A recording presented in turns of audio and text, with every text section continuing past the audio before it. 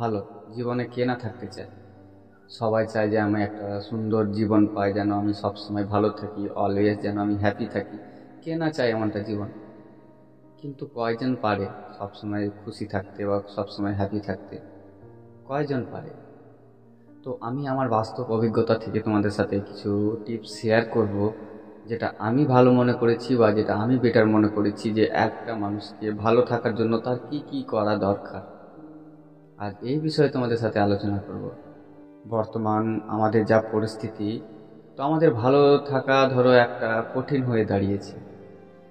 আমি যেভাবে ভালো থাকি বা আমি নিজেকে কিভাবে খুশি রাখি, অলওয়েজ কিভাবে ভালো থাকার চেষ্টা করি, সেটা তোমাদের সাথে আজকে শেয়ার করব, যাতে তোমাদের যদি ভালো লাগে তোমরা এগুলো অ্যাপ্লাই করতে পারো বা এই টিপসগুলো নিজের মধ্যে অ্যাপ্লাই করে তোমরা ভালো থাকতে পারো যেভাবে আমি ভালো থাকি।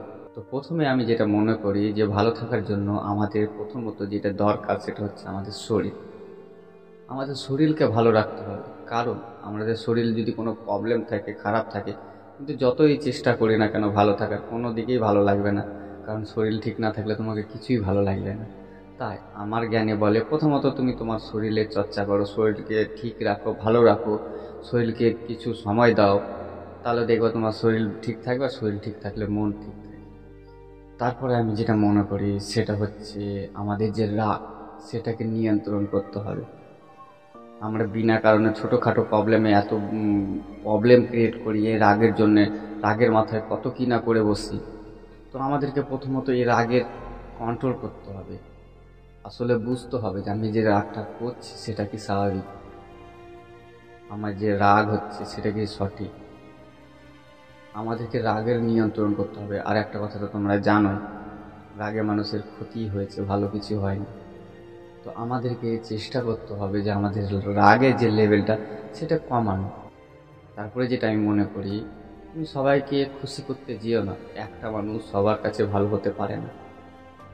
তুমি সবাইকে খুশি করতে গেলে তুমি নিজেই কষ্ট পাবে। তুমি নিজেকে খুশি করো। তুমি তো জানো তুমি কেমন।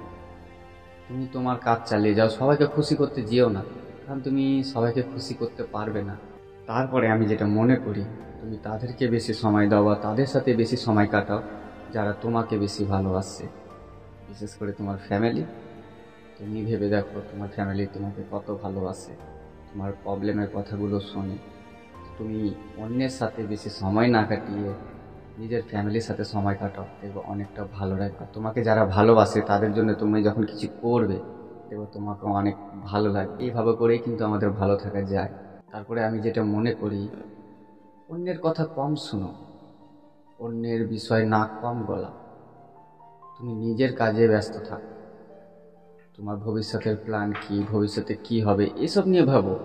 অন্যেরা কে কি করছে, তোমাকে কে কি বললো, অন্যেরা কি বলবে, এই ভেবে নিজের সময় নষ্ট করো না।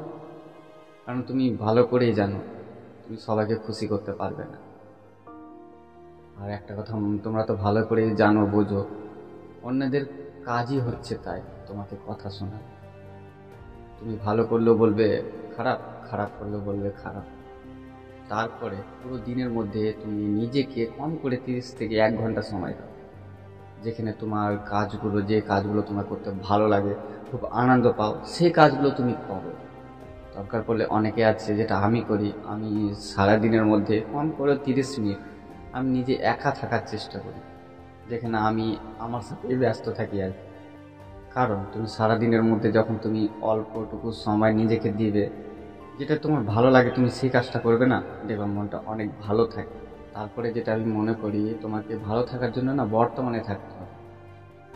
ভবিষ্যতে কি হবে, অতীতে কি ঘটে গেছে, এই নিয়ে সবসময় পড়ে থাকলে হবে না। কারণ অতীত ভেবেও তোমার লাভ হবে না, ভবিষ্যৎ ভেবেও তোমার লাভ হবে না। অতীত যেটা তুমি ফেলে এসেছো, ভবিষ্যৎ যেটা তোমার হাতে নেই। তাহলে এখন যেটা আছে বর্তমান, বর্তমানে চলার চেষ্টা করো। তারপরে যেটা আমি মনে করি, কাজ। তুমি যেই কাজ করো না কেন সেই কাজটা মন দিয়ে করার চেষ্টা করো।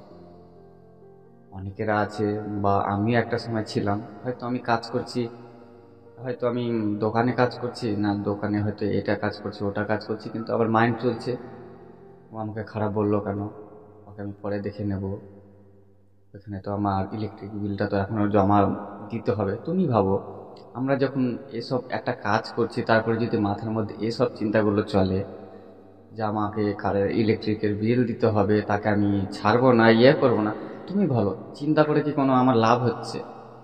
প্রথমত আমাদের কোনো লাভ হচ্ছে না। বর্তমানে যে কাজটা করছি সেটাও তো ঠিকঠাক হবে না, কারণ আমি তো আমার মাথার মধ্যে তো নানান রকমের চিন্তা চলছে। ইলেকট্রিক বিল, এটা সেটা, বর্তমানে যে কাজটা করছি সেটাও তো ঠিক হবে না। আমি যেটা বর্তমানে এখন করি সেটা হচ্ছে আমি আমার যে কাজটাই করি মন দিয়ে করি, পরের কাজ পরে দেখা যাবে। দেখো, ভালো থাকতে গেলে টাকাও দরকার আছে, অবশ্যই তুমি তোমার কাজ মন দিয়ে করার চেষ্টা করো। দেখবো এই টাকার কমতি তোমাদের হবে না। টাকার যেখানে কমতি নেই, শরীর ভালো, ফ্যামিলিকে ভালো রেখেছো, দেখবা তোমার মতো খুশি আর কেউই নাই। তো আজকে যেসব কথাগুলো বলছি এটা আমার বাস্তব জীবনের 30 বছরের অভিজ্ঞতা। একটা নর্মাল মানুষকে ভালো থাকতে গেলে এইসব তোমাদেরকে মানতেই হবে। এইভাবে চললে তোমরা ভালো থাকতে পারবে। কারণ তুমি ভাবে দেখো, আর সব থেকে বড় যেটা ইম্পর্টেন্ট কথা, অল্পতে খুশি থাকতেছে। যেখানে 100 সেখানে যদি 50 হয়, ওটা নিয়ে খুশি থাকতে শেখো। আর সব থেকে ইম্পর্টেন্ট কথা সেটা হচ্ছে অল্পর মধ্যে খুশি থাকতে শেখো। অল্পের মধ্যে খুশি না থাকতে শিখলে জীবনে তুমি কোনোদিনই ভালো থাকবে না। কারণ একটা ধরো ধনী মানুষ, তার কাছে তো ধরো প্রচুর টাকা থাকে, সে যদি ওইটুকুতে সন্তুষ্ট না হয়, সে ভাবে না আমার আরও দরকার আরও দরকার, সে জীবনে খুশি থাকতে পারবে না। আর যারা যারা ধরো গরিব, যারা দিন আনে দিন খায়, তারা যেভাবে জীবনযাপন করে, আমি তো গ্রামে থাকি, তো আমি দেখি যে তারা যেভাবে জীবনযাপন করে না, যারা রাজপ্রাসাদেও আছে তারা মনে হয় তাদের মতো জীবনযাপন করে না। হয়তো মানছি তারা গরিব, কিন্তু তাদের মধ্যে একটা সন্তুষ্টটা আছে। তারা খুশি থাকতে জানে, অল্প নিয়ে খুশি থাকতে জানে, তার জন্য তারা ভালো আছে, বেটার আছে।